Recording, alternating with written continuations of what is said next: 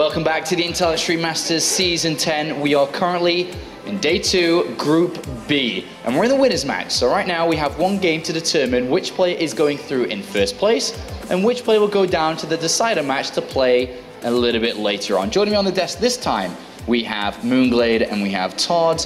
Let's take a look at the bracket. We'll bring that up for you in a quick second just to see where exactly we are if you're just tuning in for the first time. Because here we have it. Innovation opened up the day alongside Lilbo Fantasy with a 2-0 versus Rhett and finds himself in the winners match. And we just come off the back of Fantasy's 2-1 victory versus Lilbo.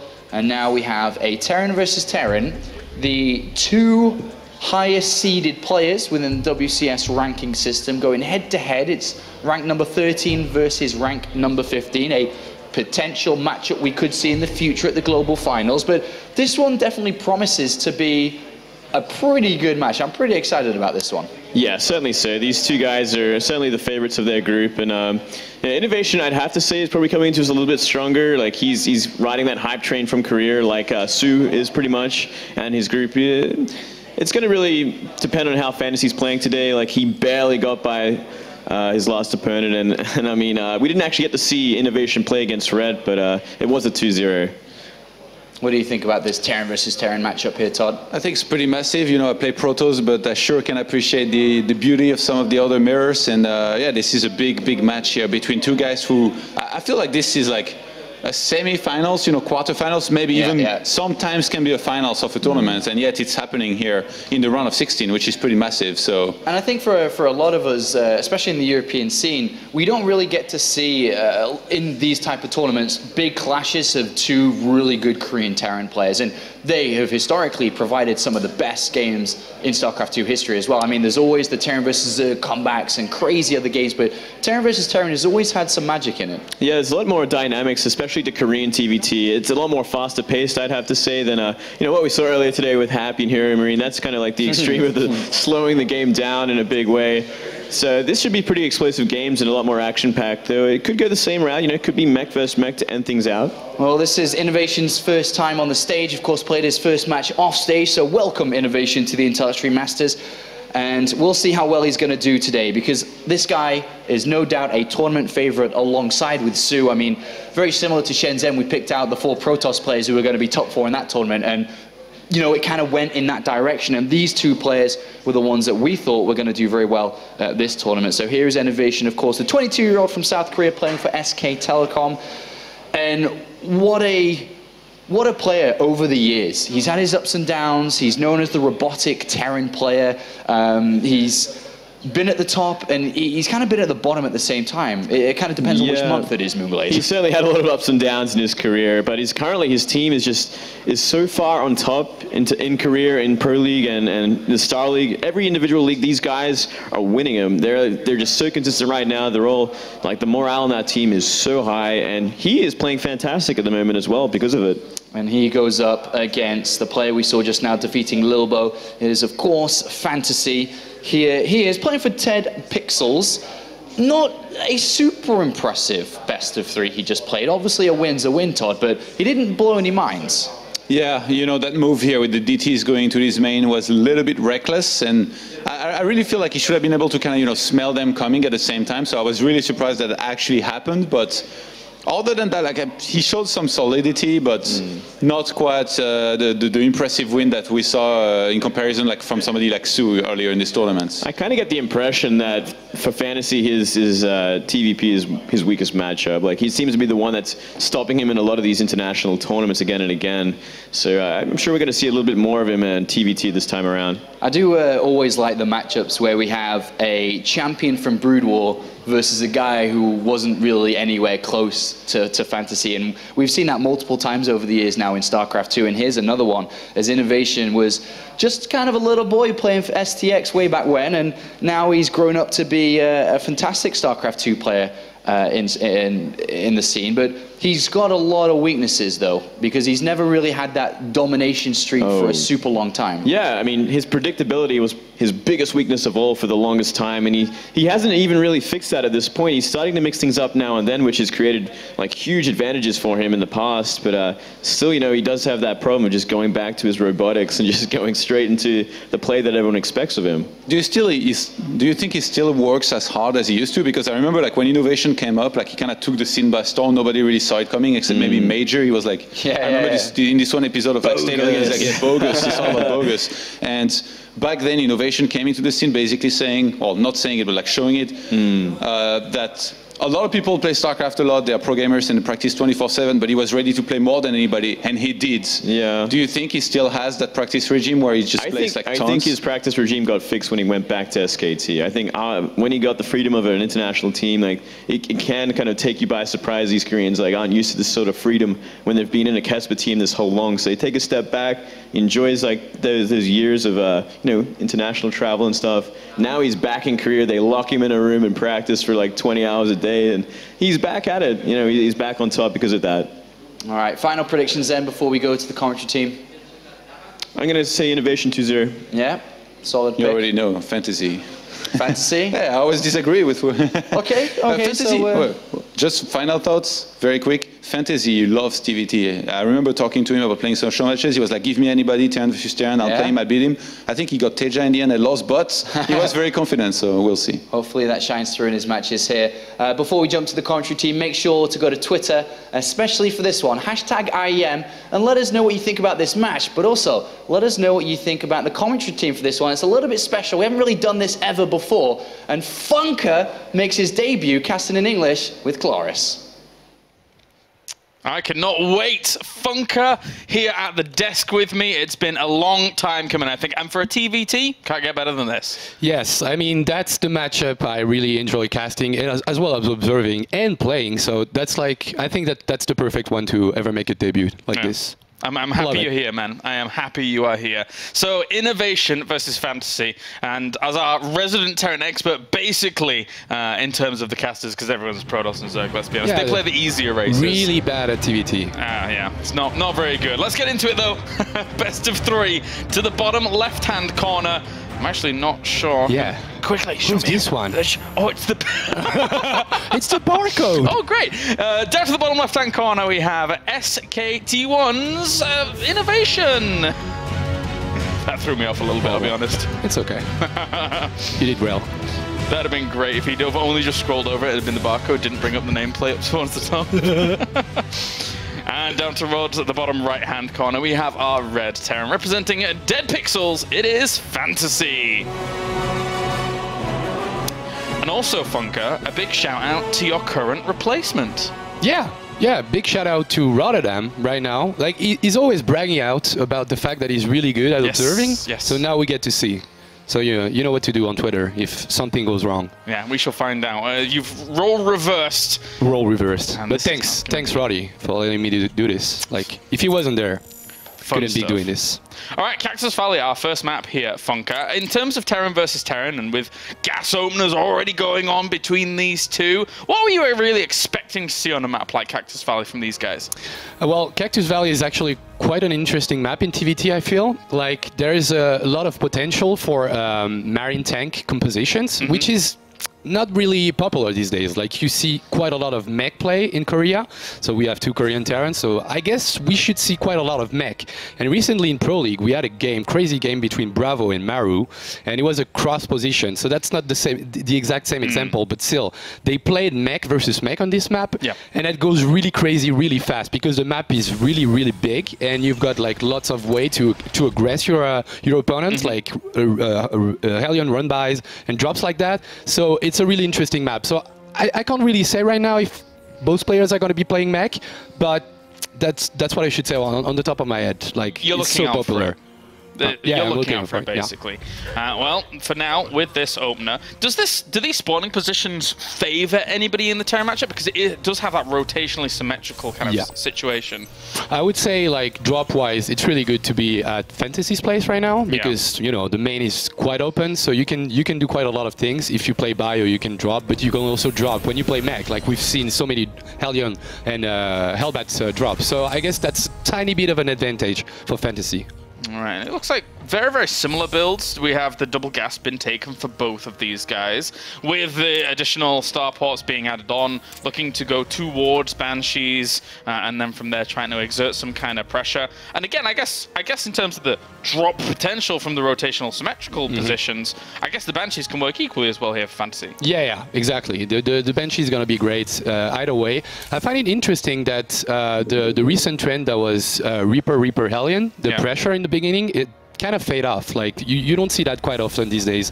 So I'm really interested by that. They both played Marine in the beginning, not going for Reapers. So we'll see. Both go Banshee Cloak, and then like it's a battle of who's going to be microing the best and who's going to be anticipating the the way the Banshee is going to approach the base. Like it's really interesting in the beginning of a TvT. It can go really wrong really fast. And they're basically just doing completely mirror builds for the most part, aside from slight differences in Widowmine timings and stuff. But with these two Hellions just kind of dancing on around, they were the initial scouts by the looks of things.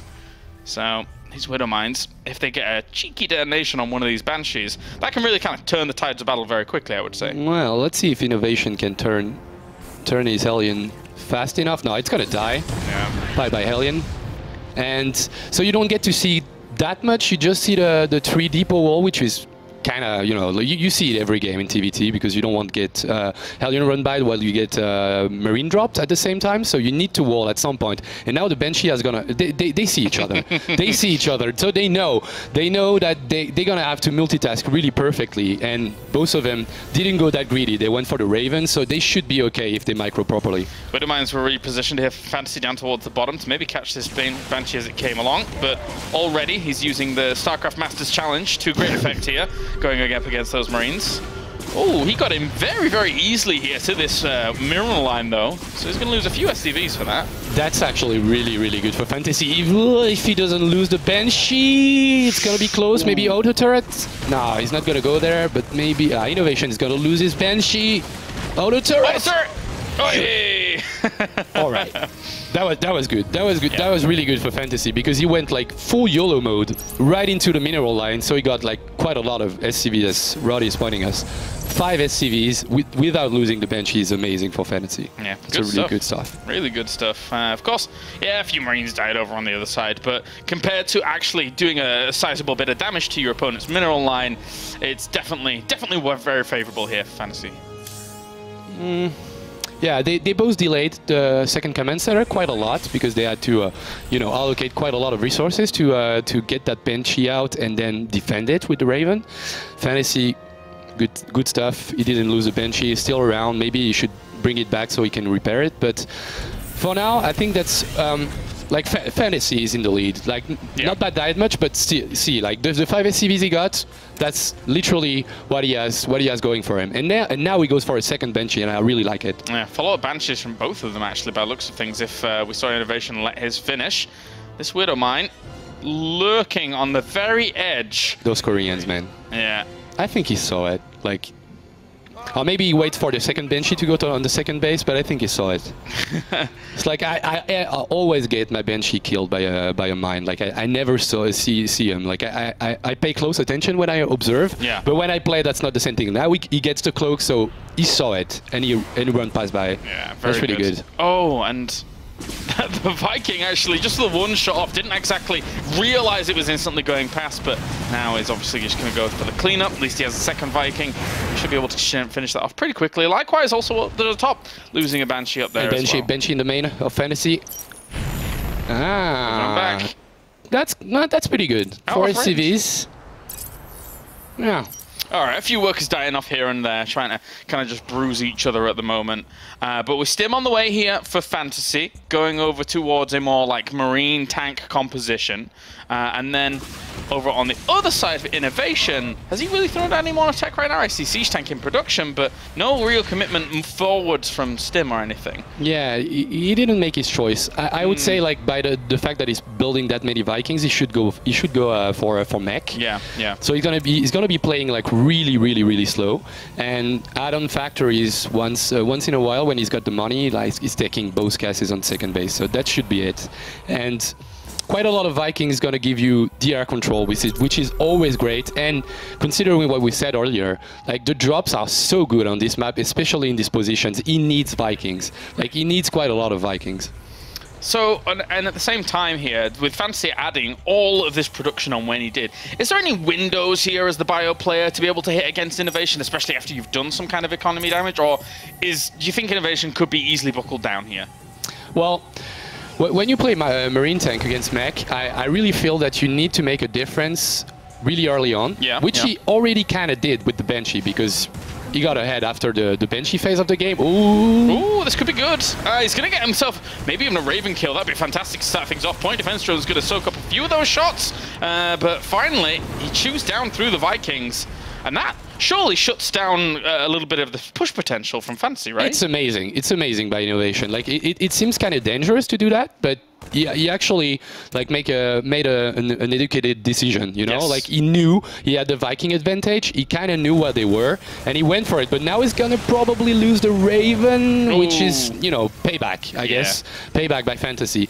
So now he needs to pressure the third. Like if you let the mech player get a third base, like easily, what looks like it's doing right now, like the third base is already there.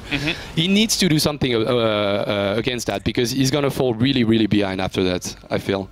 Gotta be careful. There's 6 tanks against 4 at the moment here for Innovation, who's just going to be on lockdown, slowly building up the majority of his army. And as we said, without any kind of pressure on the air here from Fantasy so far, it would be difficult for him to launch an assault. Even missile turrets are at the front here, and Sensor Tower going down eventually for Innovation once he realizes, oh, okay, I thought that was in the Siege Tank, but it wasn't queued up in it. It would have been a bit strange. But yeah, he'll be well locked down by the looks of things. Yeah, Innovation loves life right now. Like, he was behind, and now, if we look at the SCV count, is at the same level as his opponent. He actually has 2 SCVs more, and he's on lockdown. He has the Sensor Tower, and it all comes back to the Viking aggression that happened like 2 minutes ago. Yes. He was about to put on pressure to the main, maybe threaten to drop or a siege tank from the low ground while pressuring the third base, but by losing all the Vikings, it stopped everything. So now Innovation is a great spot. He's in a great spot. Just moving towards the middle of the map here now is Fantasy. Of course, you know, they mentioned it on the desk before that Fantasy, for all intents and purposes, at the very end of Brood War, was the guy. He was one of the very best in Brood War. Ever since in StarCraft 2, hasn't really kind of hit it home, but, you know, I think you can never count out a guy like Fantasy. I think Fantasy should always be up there, especially since he just doesn't leave games and just sticks out to the very bitter end. Yeah, exactly. And now he's going to try to push on the third base, which is a really good idea, but the Sensor Tower gives a heads up to Innovation. Can he siege the tank in? Oh, yeah. Yeah, it should be okay. Good. Loses quite a few of those Hellbats, though, on that initial fight. And there goes a few Seeker missiles. That tank should end up dying. So that's at least a good pick-off here for him. Slowly pushing forwards. Gotta be careful with the Vikings. You don't want to give them to the Marines to get chewed. Like, right now you've got 1 tank shooting at the third base. That's something that's highly manageable by Innovation. So I think that's still a decent move for Fantasy, because he needs to do something with the army supply lead that he has. But it's not like it's denying 1 gas, which is already pretty good. And he's, as Rod is showing us, like he's going full on upgrade mode, which is kind of good. Oh, that's really dangerous though. Oh, drops the scan, saw all these tanks on sieging, and will be able to pounce on the opportunity to bring those down. Great move here by Fantasy. Good stuff. Really seizing the opportunity. That's really great for Fantasy. Now the third base has to go up. He needs to lift that off, and now he's losing so much income right now. That's really good by Fantasy. I didn't see him like going full YOLO Stim into the tanks, but he saw like the exact moment Innovation just unsieged his tank. He was like perfectly in sync, and you know what happened. Got him the kills, and now Innovation here. His territory is slowly being encroached onto once again, but those Hellbats loaded up into these medevacs. Innovation might be losing a bit of patience here on the third base, since he is once again getting into a really good spot here with the siege tanks. Yeah, that's getting better. And now some drops are going to the main base, but I think there's a turret ring. Okay. Oh, one Marauder. Not really the most impactful of members there, but he'll try and do what he can. Another poke down towards the bottom right-hand side, and there are still Hellbats loaded up there, so if he tries to go in with that, it's going to take a while. Okay, he needs to avoid losing that CC. He needs to repair right now. Yeah, losing quite a lot more resources. He's gonna siege up the tank and try to get out. Yeah, he gets the left-hand high tank and maybe the second one. That's really good. Nice. Because he has air dominance. Exactly. That's unfortunately Fantasy would keep having to drop scans over and over and over, and he's going to go in before the siege, unsieges even happened from some of the tanks at the very front. He traded off a few of them, but the Hellbats being dropped. Really, the icing on the cake there for Innovation. Yeah. Pretty good. He needs to repair the CC again because it was burning. I think he's doing it right now. Only one SCV. Like he doesn't have time to waste. Like, oh yeah, two now. He's taking a fourth base, Fantasy, that is, which is really good because you need to be the one expanding aggressively while you're being the bio player. Yeah, you're way more active on the map. So I like that he takes a fourth base. The upgrades are getting really good too for Fantasy. So I guess he's playing a really good game right now. The game is kind of, I don't know, like 50-50, I would say right now. But when you go across the map right now as Innovation, you need to be worried. Where is the army? I don't want to get, sandwiched into 180 supply of Marauder and Marines. So once again, finding that he does still have the air advantage, will just gladly press that on with the Vikings and even maybe shut down a few of those medevacs if they get a little bit too cheeky, but one Viking itself gets a bit too frisky and will fall down. Now, at the same time, jostling for this kind of position, surely, I mean, as you mentioned, Innovation does have to be a bit careful. Yeah, it's interesting. Like usually when you see that kind of mech on a map that is not really good for mech, as we stated in the beginning of the game, like it's mainly a marine tank game, marine tank map. The thing is, you wanna camp the longest you can, like always, and now this engagement is looking really good for Innovation. Yeah, those Hellbats actually dropping across the entire army of them, and it will be able to push forwards with the other force of Hellbats onto the left-hand side. There's still quite a sizable Marauder force there, so he picks up a lot of those Hellbats, gets them out, just goes back to the safety of his tanks for now. Yeah, I find it interesting that Innovation actually tries to push across the map. Like I would see him like camping on 4 bases and just trying to get into Ravens and stuff like that, like really late game stuff. But that's not what he's doing. He's actually trying to make moves happen. I would rather see him like just dropping Hellbats aggressively, harass a little bit of the economy of Fantasy, but maybe stay back and add on some starports. But that's not what he's doing right now. Just getting some more upgrades, more tanks, Hellbats, and highly mobile army because he's got so many medivacs for a mech player. Yeah, you're totally right. That's one of the things that you generally don't see too much of, the fact that he can be this mobile. Of course, we saw, I think it was Happy using the mech to the point where you can try and drop those for harassment, and he hasn't been doing too much of that. Is that something that Innovation could mix in, or is he just worried too much about the straight-up full army engage? Yeah, he's trying to get, the Protoss Death Ball feeling of the mech army, which actually is pretty interesting. Right now, if he drops all the Hellbats, he's gonna burn everything. Oh, they're very low. All the bio very low against those Hellbats. He's actually killing off quite a few of them. The siege tanks, though, aren't really fully sieged up, and those Marauders will be able to chew through quite a lot of it. Even the flank down towards the bottom here for Fantasy is a great little maneuver for him, and it goes to show that, well, you were pretty much right. It's difficult for the mech army to get good engagements in the middle of this map. So 2 things happened in that fight. So the beginning, the positioning of Innovation is really good, but for some reason he waited so long to siege his tanks that he didn't get the best fight that he could. I think they resetted, both of them, they resetted their armies, which is way worse for Innovation considering how much the mech army costs. So I guess it could have been like the engagement that Innovation needed to come to go across the map, but it kind of failed in some way right there. Well, for now, Fantasy's going to pounce on the opportunity to just do a bit more damage himself with this army. If he got this Planetary Fortress, that would be fantastic. He's certainly set himself up in a good spot to do that. And going to have to be careful now, as can't move on too quickly against that position. He doesn't... Oh, okay, here come the Vikings. Yeah, once again, air dominance. Yeah, yeah. Which means that for now, he should be able to hold his fourth base, but that's the kind of moment that you want to kind of see maybe a double drop on the third base in the north, but he doesn't have that much medevac to work with. Oh, that's Tim, I'm not sure. Going up against it with those Hellbats also being dropped across this Bioforce. Once again, picks them up, gets them away from that line at the front, and save some of his army. This is a really, really back and forth game. Innovation taking the supply lead and finding a base up to the top right to harass. Yeah, that's a really cool game. Actually, this is a really cool game. I see quite a lot of new buildings getting built between the third base and the fourth base of Fantasy. What is it? Ah, it's Starports. Okay, he's doing the transition right now. And actually, Innovation is actually doing the same. Like, he's building Banshees right now, which is a really good idea. Interestingly enough, Fantasy is playing a bio game, but it's like really Marauder heavy, and he's building quite a lot of tanks too. So he can siege up positions like this, which is really interesting. And he's got so many Marauders. But what is good against tanks and Marauders? Banshees, man. Yeah. Especially since he already had air dominance, right? I mean, because he has that kind of Viking base for the Banshees to just launch their assaults from, ain't nothing going to be able to stop those Banshees for a little while whilst you're poking away at them. It's quite strong, quite strong.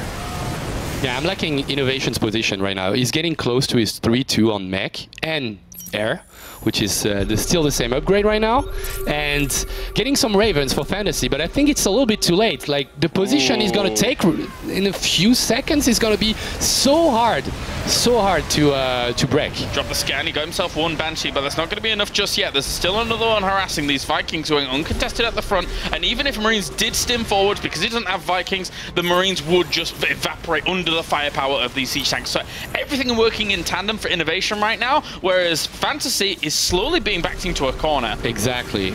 And he's slowly leapfrogging right now. He's taking some shells, but you see the difference in upgrades is doing so much for Innovation. And now 2 more Banshees come in. You're getting tanks every time. You can throw some Banshees. It's not that expensive considering the time we are in the game. So that's really, really, really good for for Innovation right now. He's almost putting him in checkmate at this point. This controlling this choke point in this kind of matchup can be oftentimes crippling here for Fantasy, as he's trying to micro back with his bio or anything. These Vikings have been worth their weight in gold this whole game long, and even the Banshees still being able to harass. Yeah, this is so good. We are getting really, really close from a GG from Fantasy, I guess. He's taking the 5th base in the south, like where he's pushing. That's really, really good by Innovation. He's taking his 5th base on the same axis where he's pushing right now, dropping Hellbats on the bio in the main base. The barracks are getting sieged. This is really, really, really the end of this game, I guess. On top of his production, and what's he going to do? He's going to try and harass over to the left-hand side, maybe get himself a command center, but other than that, maybe shut down a little bit of this economy. I don't think there's going to much more happen. This siege tank line, even if he could breach through this base, there's still the siege tank line. He is going to lose so many barracks, so much production. When you've got 12 siege tanks in your base and six siege tanks waiting for the counter attack, like, you know that the game is pretty much over right now. But you know, Fantasy is going to try his best to climb back in that game. We know he is, but that's really not looking good for him. Not at all. Very, very difficult. Even these siege tanks alone in the middle of this map could push back some of that bioforce that we're seeing here. Fantasy, as much as he brought us a really good start to this game, Innovation's defensive capabilities going into this, just unbelievable stuff. Really good control, especially up towards the northern base that he had, to have the patience and fortitude to last against Fantasy's position when he was in it. Exactly, that was the crucial moment of the game. Yeah. If he gets put back to only 2 base and 4 extractors, he's in such a bad shape. But by just taking his sweet time, but still getting control back on his 3rd base, he just secured the game. That was really, really good and clutch by Innovation, considering the movements of his tank to get, Fantasy's tanks back. That was really good. And with those starpots dead now for Fantasy, it looks all but done. I mean, those dying was pretty much the last linchpin of a scramble to try and get back into this game, but Innovation, man. GG scans? Yeah, looks like GG scans. Well played. Innovation takes game number 1 here in this Terran versus Terran, but looking at that game, Funker, and having you here with me, I can't help but feel that was the best game of the tournament so far. That was really good. That was a really great game. actually love TvT on that map. Like, as I said earlier, you kind of get some funky situations that you don't get on any map because it's so huge, but at the same time, you've got so many ledge to work with, like cliffs and everything. It can go really well for both bio and mech. Yes. So that's a really interesting map, and seeing those two styles clashes like this, that was exactly what I anticipated. I'm really happy about that. All right. Well, thank you very much, Funker. We're going to go to a short break, buddy. And when we are back, we're going to have game number 2 between Innovation and Fantasy. All right. Welcome back, ladies and gentlemen, to the Intel Extreme Masters. As our special guest here, Mr. Funker, is with us to guide us through Terran versus Terran, because let's face it, all of us are Protoss and Zerg, and Funker's pretty useful. Yeah. I guess, well, I hope I am. Yeah, you do okay. I think I'm doing okay. Yeah. Well, you know, we'll see about that afterwards. You know, not too bad. Maybe we'll talk about it. You don't want to be mean on on live. I guess. True. All right. Well, we're going to get into game number 2 now here between Innovation and Fantasy, as these guys going up against one another. Innovation showed a very, very strong recovery in that previous game. Can Fantasy deal with the heat? Because right now it's hotting up in Cologne. And up to the top left-hand corner, it is our blue Terran representing SK Telecom T1. It is Innovation. It's always nice to have Innovation in our studios. Love it. Been a while since, I think, actually. Maybe last Cologne. Last Gamescom. Yes. Probably. No. Last Cologne early in the year 2014. Okay. And down to the bottom right-hand corner, we have our red Terran representing Dead Pixels. It is Fantasy. I think we had StarCraft at last Gamescom, actually. No, I remember having Innovation at the WCS Season 2 Finals in 2013, which was at Gamescom. That's the last time that I remember. And then 2014, early on in the year, we had Intel Extreme Masters Cologne, which was in their studios. And the that Paul twin? The one that Paul twin? Hero. Oh yeah, Hero. Yes, hey. Bolt was supposed to win. Let's be honest, guys. Yes, he was. Bolt was supposed to win, and then Hero comes along. He's like, at 3 a.m. actually, in the morning. Yeah, it was. And it was this 8-game, I think an 8-game best-of-7 finals because we had a draw. Like the first game was a 40-minute game with a draw. Oh, yeah, I remember that. That was crazy. Who can forget? That was a long day.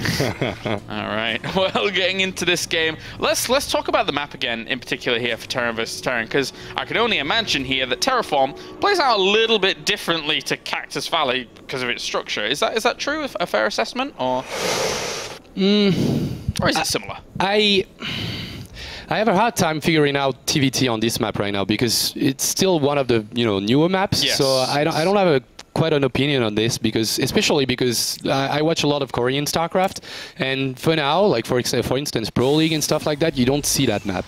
So it's getting hard to figure out. I mean, we've seen quite a lot of games on including Terrans, but not that much TvTs. And I would say the main feature of the map is that it's actually really hard to follow your army and not making mistakes of positioning because of the way the layout in the middle and all the the vision blockers and stuff like that.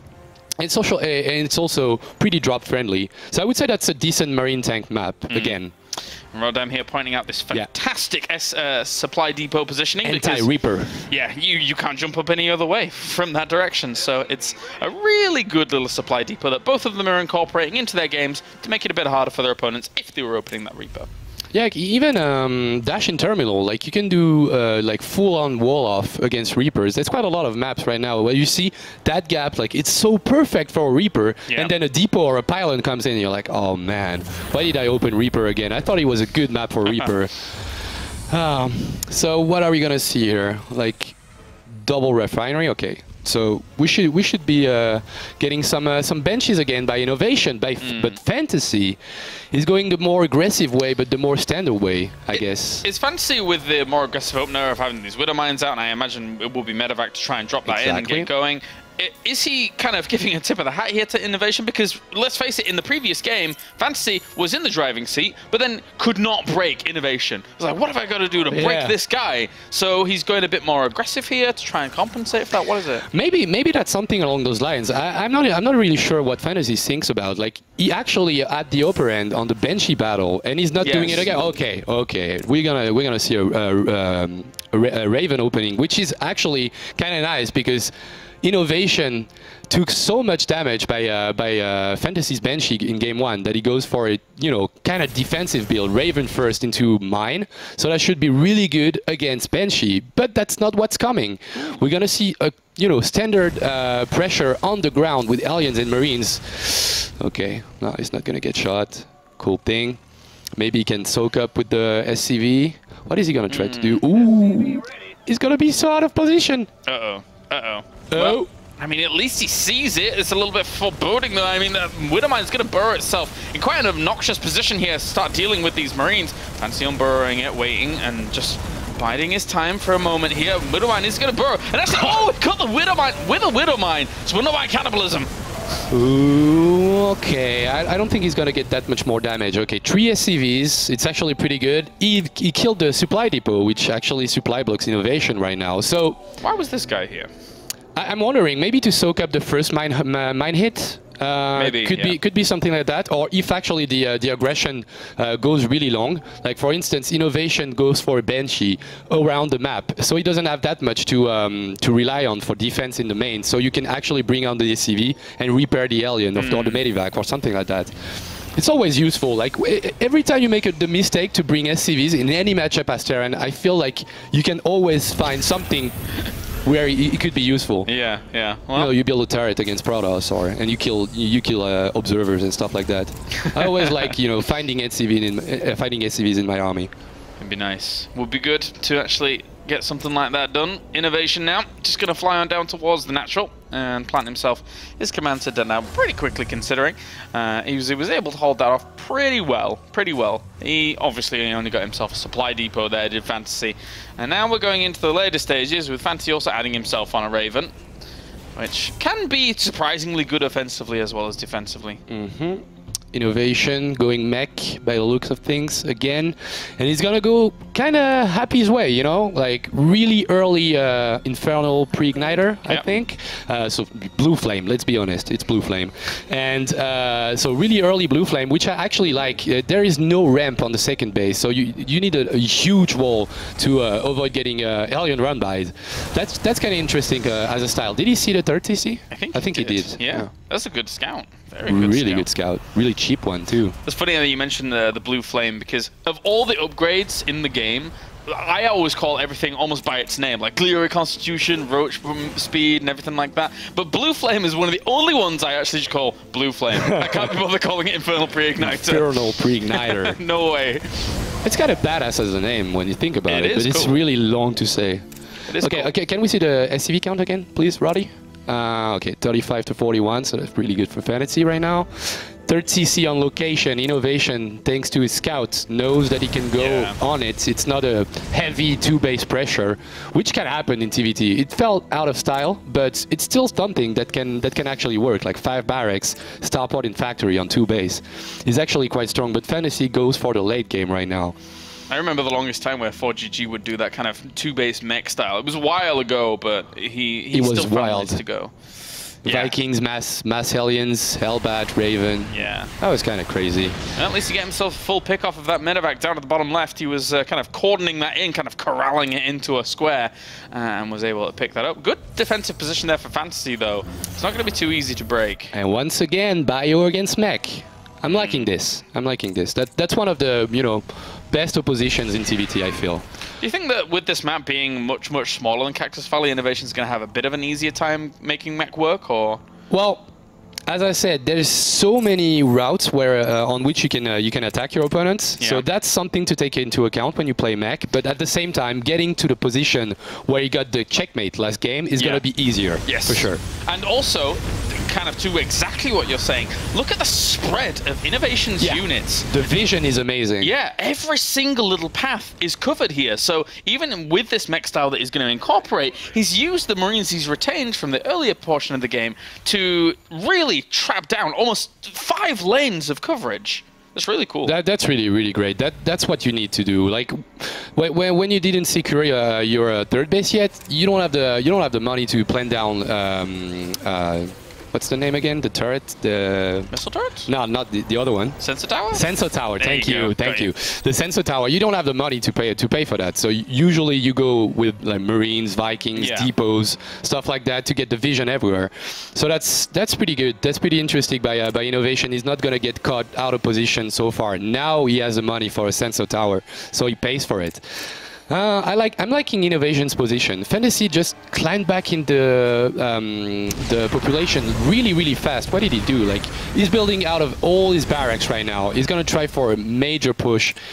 It's interesting. Like, he's got so many barracks right now, and is building quite the tank out too. 4 tanks to 4 tanks. Can he make that work? I mean, if Innovation once again is in that kind of very well defended location, is it easy to defend the third here, for example, as a mech player against a bio push? Because it looks quite open. It looks quite. It is really open. You can actually play kind of a Maru style TVP, but in TVT you can actually go from 2 different angles and then drop it on top of the tanks. Okay. So that's something that Fantasy could use, but he needs really a lot of medivacs to do this. Good defense here by Fantasy already, making sure units aren't just going to loop around and put on the pressure, even cleaning up these small avenues now. So he's taking eyes away from Innovation, which will help Fantasy out a lot, especially since Innovation is seeing him being cleaned up on 2 sides of the map at the same time. So this is going to put doubt in Innovation's mind. Yeah, you're like, okay, what's going on? I saw everything like 2 minutes ago. I mean, now I'm blind. That's really annoying. That's that alien, Hellbat. He got found.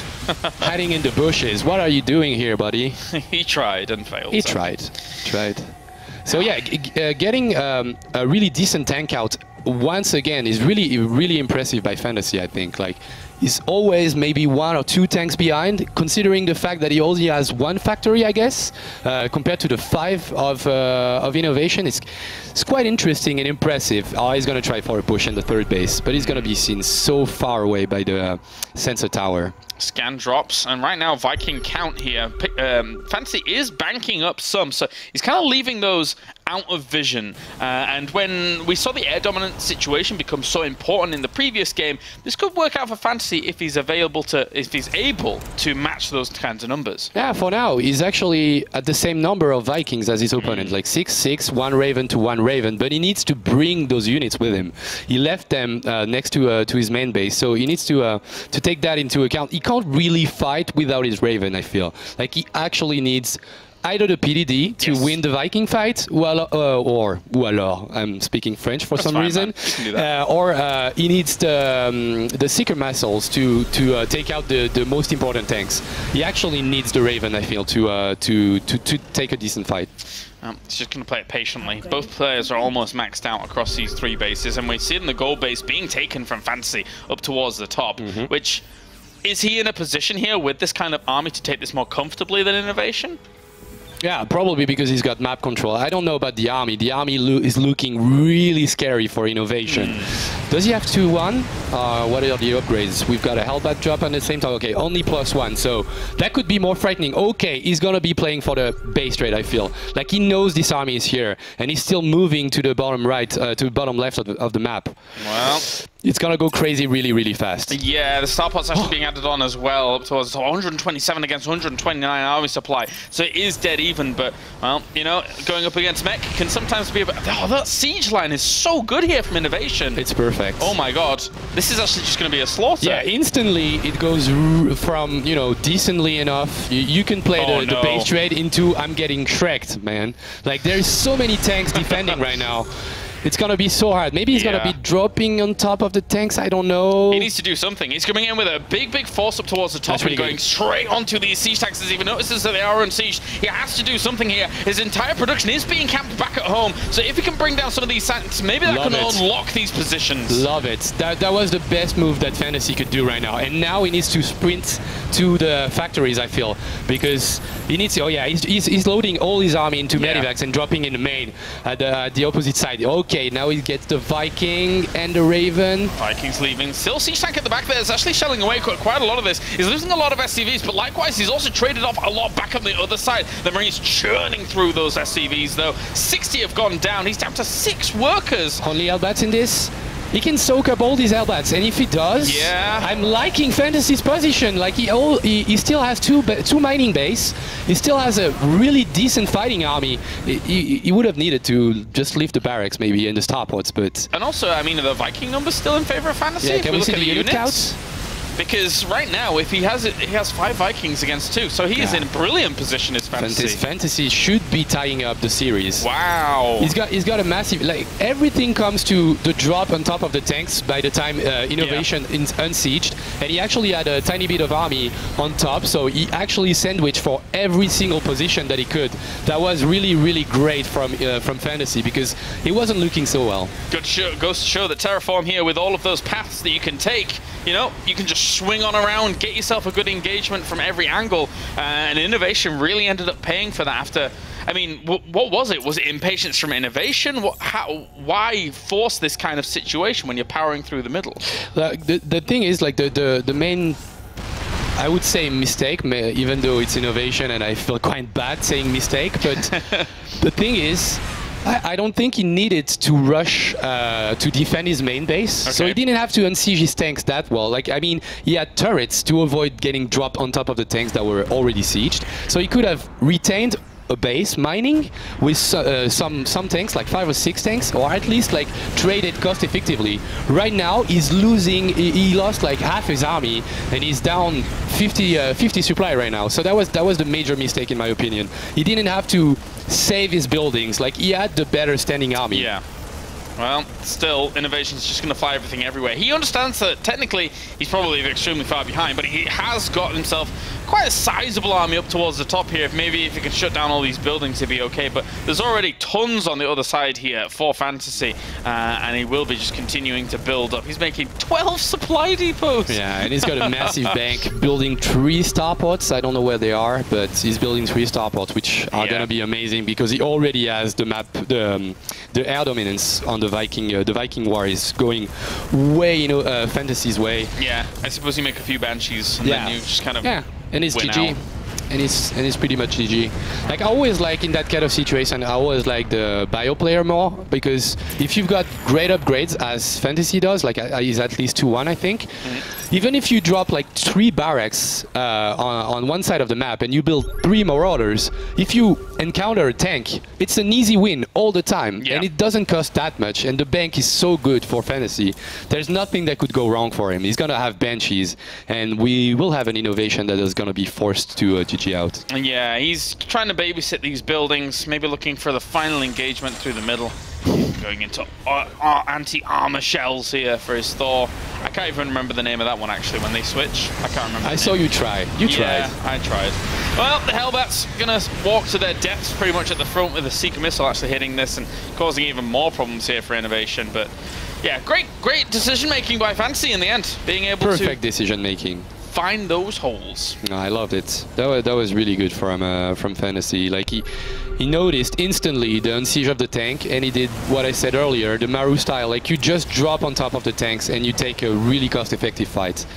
The only last remaining buildings for Innovation are those 2 factories, but man, the only anti-air you have is a Thor.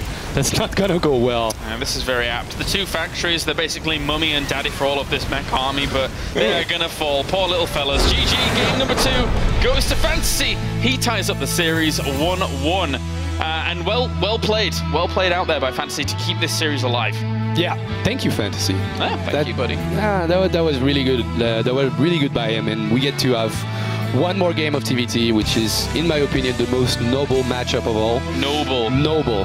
And I mean the term I used, noble. I think that's like, you can actually see how deep StarCraft 2 is when you watch a TvT, because there's so many aspects of it that are really demanding in terms of micro multitask and strategy. I really like it. Seems so. I mean, even as much as just unsieging to go to your main base, and then someone jumping on the opportunity to just say, oh, okay, you are that slight little bit out of position. Great fun. Well, I'll have the best of times with that. And Fantasy did. Yeah, and Innovation seems quite frustrated, I think, because, you know, he was in a really good spot, and I repeat, but I feel like he had the best standing army, and he didn't have to rush it you know. So Of course, he didn't get that lucky on the positioning, but that was Fantasy's job too. Like, he knew the army was going through the middle, and he puts himself in a really good spot to go for the base trade, which is always good in that kind of situation. No, sort of, I mean, hands down, a really good game by Fantasy. Very well done. Very well done. Innovation, though, of course, after looking at game number 1, his kind of defensive tenacity, it's still going to be a hard nut to crack if he just sits back, kind of hunkers down and waits for his moment. Bit more of a urgent innovation there in game number 2, I would say. Yeah, he needs to take it slow. If he's about to play mech every single game, he needs to take it slowly with cool, you know? Yeah. And that's what he's doing right now in TvZ. He's going to the really, really late game, even going for battle cruisers in the end. I think he needs to do this. And once again, Iron Fortress, not the best map for mech. Seems so. Let's get into it then. Game number 3. This will decide who moves on, as we have spawning up to the top left-hand corner.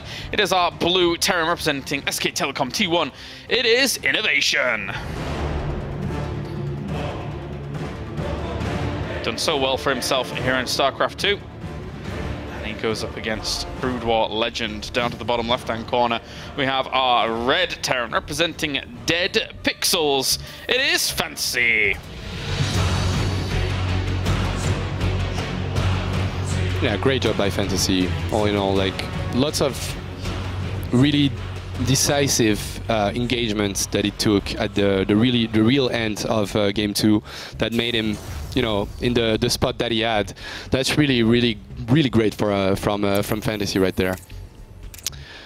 So gas first this time for Eno, and Fantasy is gonna go 12-12. So probably a Reaper opening. We'll see what he decides to do. Like kind of old school Reaper into CC Reactor Factory, and you get quite a lot of Hellions. It's kind of safe as an opening, so I would actually like him to do this on Iron Fortress, a really large map. And as we said numerous times, you guys said numerous times, so hard to get a third base, so hard. Yeah. And when you play mech, the 5th and 6th extractor are so important. I like how you're not only an observer, Funker, you're like an assimilator yourself. You sit back, and whilst you're observing, you've listened to countless hours. So many. So many hours of us babbling on about StarCraft. You're like, I can do better than those guys. I can do it. In TvT, probably. Yeah. I don't know about the other matchups. I don't know about that. That's funny. That's funny. Multi-talents, Funker. Multiple talents you have. As it will be Reaper versus Reaper. With that factory now following up here for Innovation. He's opening Reaper, you know, so on the back of his gas first, right now he's going Reaper, which is the build I talked about in the first game. So it could be a pressure Reaper Hellion, which I actually like on this map. It's pretty interesting that Reaper and Hellion are so mobile. So it's obviously way better on a huge map where you can abuse some other units that don't go as fast. Second Reaper, so that's what's coming. That's really good by Innovation. We'll see what it decides to do. Only one gas by Fantasy. Normal, I guess, because he's going CC after the racks. Yeah, both players really just being a bit more defensive with their Reapers. Second one just pops out here for Fantasy. We'll be able to couple up with his other buddy up towards the top. But he shouldn't be doing anything aggressive really with it, because the Hellion being out. Actually, I think a Reaper one-on-one can be a Hellion if yeah, probably. There's some micro involved. Oh. Yeah. Okay, that's not going well. Okay, one Reaper for one Reaper. That's not too bad. But the thing is, the Rax on Fantasy side is building a reactor. So right now, he's not building any units. He needs more Hellions. Which I think he's gonna switch the factory and the barracks anyways, trying to get the fight. Oh, that's really dangerous. If he loses the Reaper, he's gonna lose so much econ. Yeah, gets himself an SCV at least here. Good start from Innovation, and even 2 more SCVs up towards the top. This Reaper ends in the battle again. He's trying to hunt down the extra Reaper, and the extra Hellion comes along. This is brilliant here for Innovation to start things. It's the perfect opening. Like when you do Reaper Hellion, you dream about that kind of scenario, especially in a best of 3 like this. Losing a Hellion, that's not too good. The Marines, maybe they can get every single unit now. Those Marines, saviors. They really came out of the academy just at the right time. They promoted very, very well. That was, I guess, the best scenario for innovation. But at the same time, like he needs to do damage with the follow-up Banshee cloak Banshee, sorry, because he skipped on the second command center. So it could go really wrong if he doesn't do any damage. But the thing is, there's already an engineering bay for Fantasy. That looked really grim for a moment, but I think Fantasy can be a little bit ahead. Yeah, he came out on top by the looks of things. Once he cleaned all that up, I did think it was going to go worse, but at least he gets himself that SCV, and all these Hellions been spotted with that cloak being upgraded as well. And he saw the tech lab on the factory, yep. So he knows tanks are going to be out pretty early here for innovation. Yeah, Fantasy is feeling like a god right now. He's like, I know you're gonna go Banshee afterwards, and he's already has like 3 towers, yeah. 3 turrets when he actually confirms that he's Cloak Banshee coming up. So usually you can still get some SCV kills with even with the 3 turret ring like this, but you're not gonna get critical damage, which in my opinion innovation needs right now, because he's gonna be falling behind in terms of economy. Finds himself a sweet spot. Some of those missiles fly into the assimilator twice actually and don't do anything, because assimilators have apparently an impenetrable force field around them that soak up lots of things. That Marine drop can actually make some damage. Like, we always underestimate the power of Marines. Like, even shieldless and steamless Marines are actually so great in the early game against any race. Actually, like you see TY, for example, always going for those, you know, off-tempo, off-beat Marine drops. And if he gets the Raven, that's already great.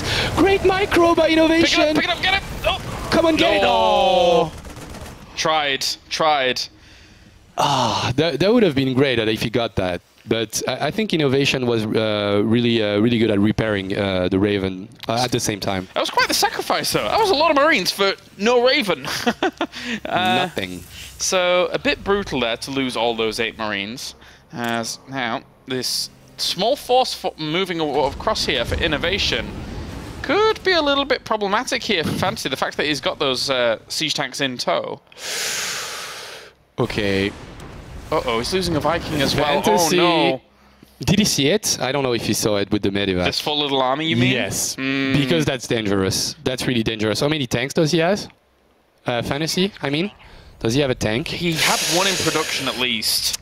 This could go really wrong really fast right now. Yeah, it could, especially with the air dominance as well. That missile turret actually is a saving grace considering the location it's in, because he wouldn't want that to actually catch that siege tank as soon as it comes out. Marines are going to be dropped in the main base.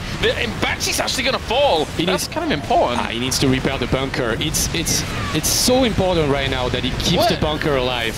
Like, the bunker is not doing anything damage-wise. Oh my god, he's killed off 10 workers behind all of that. Oh my god. Marines, man. Yeah, he managed to clean up the missile turret at the front, but at the same time, he even got himself a Viking, or almost 2. And that Marine just popped out and got himself another Viking. What a boss.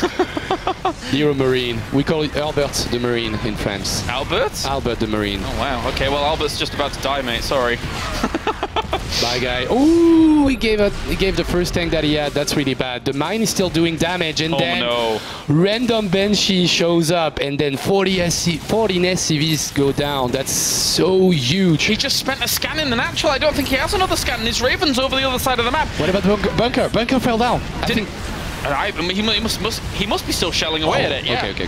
Sorry. Okay. Because the thing is, if the bunker goes down, then you can actually unsiege and just, you know, rush down the aggression. He's still losing workers. The mine? 25 workers, this Banshee. The Banshee. He dropped the scan at the natural to clean up the mine, but all the while, now he has a scan, he's not even going to get it. Oh my god. Oh my god, Fantasy. This Banshee, 19 kills, 20 kills, it just became a commander. Oh my god. Not that really crazy. matters, but still, he became a commander. It did. It did. Wow, look at that. 22 kills, 23. Okay, so 25. And we got to 25. Oh, there we go. He died. But good job, Banshee. Good job, Banshee. Round of applause, Banshee. Oh my. Yeah. So that's what I wanted to say. Like, even though he has so little workers, the supply is actually kind of close because he's got so much army. But the thing is, for the last 2 minutes, he hasn't been able to advance. Now the bunker is dead, so he can do something, but now there is 2 siege tanks on the high ground. It's gonna be so hard for Innovation. He needs to win with that army. Even the backup bunker died, and everyone knows the backup bunker is it's a backup bunker. A backup bunker. I like it. I like saying the words backup bunker. It sounds so good. So he will be able to push on to this location. He got himself a siege tank that really denies a little bit of the tanking potential here. That's funny.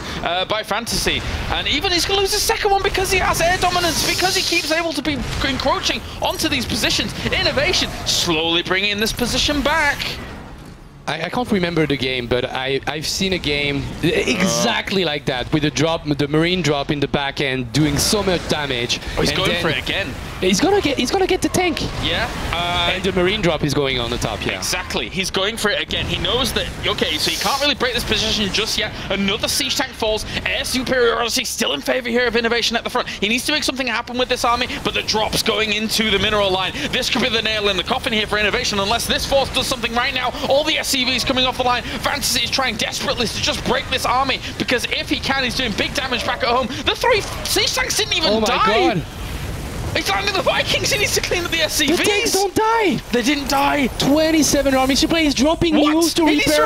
It's so crazy. That game is going crazy right now. Okay, 10 Marines getting all the economy for Innovation. So there's no coming back for him. 2 workers against 7 workers, but 3 siege tanks. He's going to be able to break this with those units. They're coming back now. They're on their way back.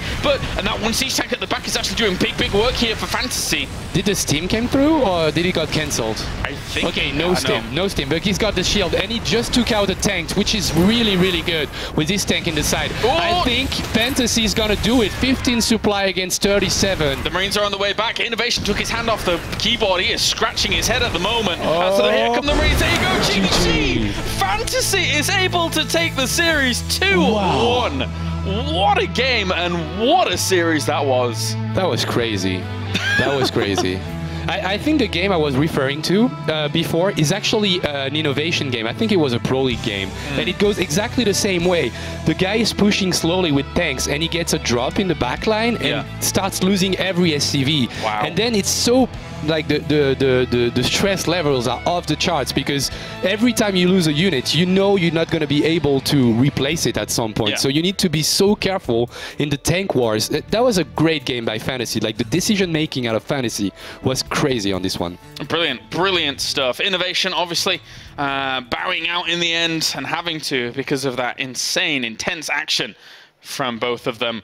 And in the end, Fantasy is able to come out on top. He'll be advancing on, and that means that, but Innovation will still have another shot at recovery in this group. So that's already a major upset, I feel, like a really major upset. Innovation not going through as first place. Yeah, true. That's such a great result for Fantasy. Like, we've been talking about Fantasy getting his first major results. That's how you start a really good tournament, I feel. Like the road to the finals, when you think about it. And he wins against Innovation. That's how it starts, I feel. Great stuff there from him. And hey, without further ado, let's hear from the winner moving on. It is Fantasy over at the analysis desk. Thank you very much, Colaris. And of course, thank you very much, Funker, for doing the commentary there. Congratulations, Fantasy. That was an awesome series there. Probably the best series of the tournament, if not the best. Absolutely. That last game was ridiculous. I couldn't believe it. Yeah, absolutely. I mean, what was that? Let's just go straight to map number 3. What's going through your minds at this point? Are you panicking? Are you thinking that, oh, I'm going to lose? Am I going to win? Were you calm? What was going through his mind?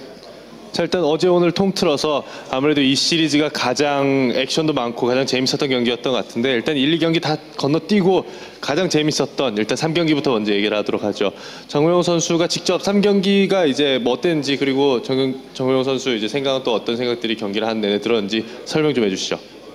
일단 처음에 정찰이 되게 빨리 와서 같은 사신인 줄 알았어요. 그래가지고 거기서 한번 말렸고, 그리고 상대가 반까마귀 뽑을 걸 배제하고 벤시를 했는데 반까마귀가 이미 있는 거예요. 그래서 거기서 2번 말렸는데 어떻게 계속 이기려고 노력하다 보니까 좀 하늘이 운이 따라준 것 같아요. So at first, I saw the early scouts. So I was like, okay, this has to be a Reaper opening. And it wasn't. So I was like, crap, I'm screwed. And then, okay, I'm gonna not consider him building a Raven, so I'm gonna go Cloaking Banshee. And when I arrived, he had the Raven, so I was like, crap, I'm screwed again.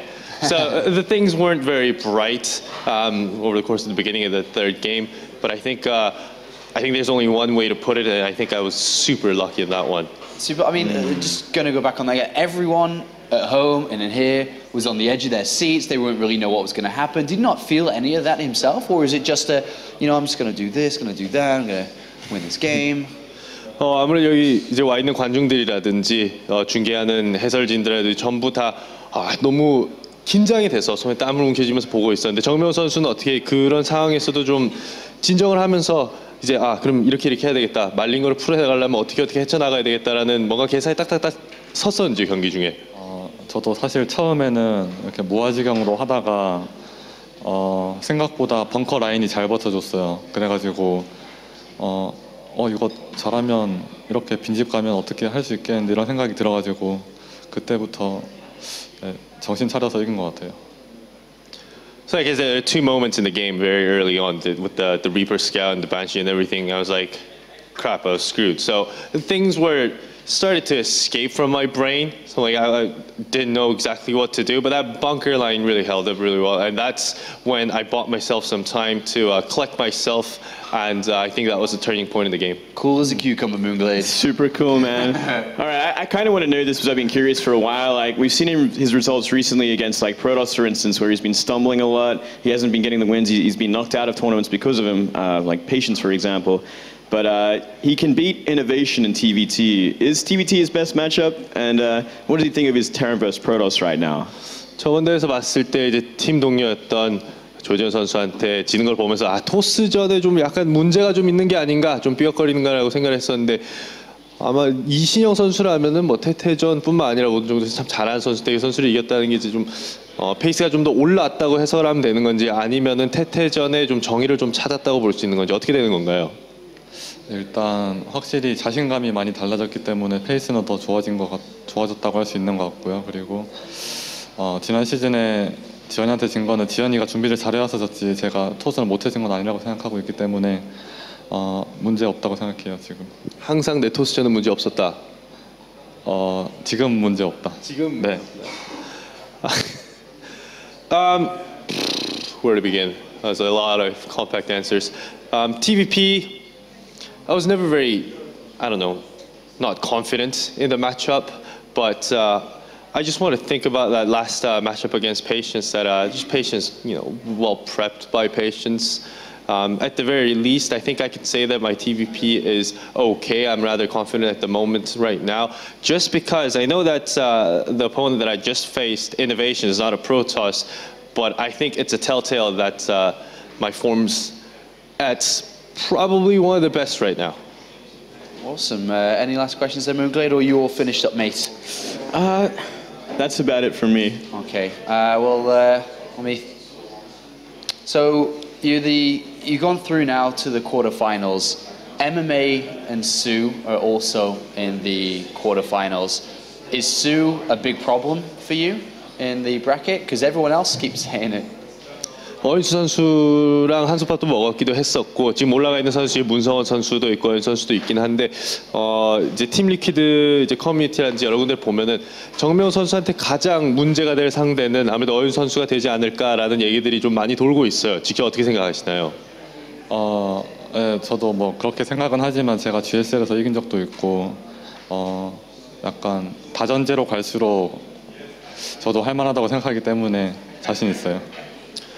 I am very aware that everyone's been saying that, but I beat him once in GSL. I think I could do it twice. And in the past against Sue, my record as the tournament progressed and best of 3, a little bit struggled, but best of 5, best of 7, it gets better. So if I meet him later on down the road in this tournament, I'm pretty confident I could do it again. All right, thank you very much, James. Thank you very much, Fantasy. Fantasy reaches the quarterfinals. It's his 4th top 8 this year. Can he get to top 4? That's going to be an impressive feat. He'll be playing on Saturday to find out. And that means we have one game coming up next. And it's a pretty fun game down in the lower bracket. It's going to be Lilbo who takes on Rhett to decide who must go up against Innovation in the deciding match. We'll be right back.